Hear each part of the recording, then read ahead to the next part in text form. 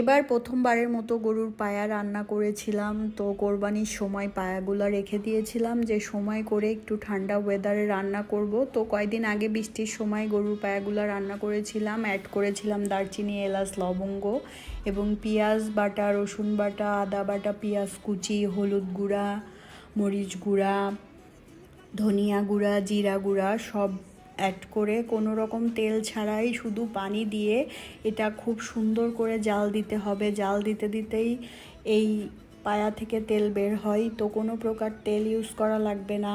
আর খুব ভালোভাবে জাল দিলেই এটা একটা গ্রেভি চলে আসে। তো গ্রেভির জন্য আমার ভাবি বলেছিল বাদাম বাটা আর কিশমিশ অ্যাড করতে, তো আমি লাস্টে এটা অ্যাড করে ভালো মতো জ্বালিয়ে পেঁয়াজ ভেজে সুন্দর করে উপরে দিয়ে দিয়েছিলাম। এবং সত্যি এই নেহেরিটা এত টেস্ট, মানে পুরো অথেন্টিক নেহেরি টেস্ট, খেতে খুবই ভালো হয়েছিল আলহামদুলিল্লাহ। তো আপনারা চাইলেও ট্রাই করতে পারেন এবং রেসিপি তো আপনারা কম বেশি সবাই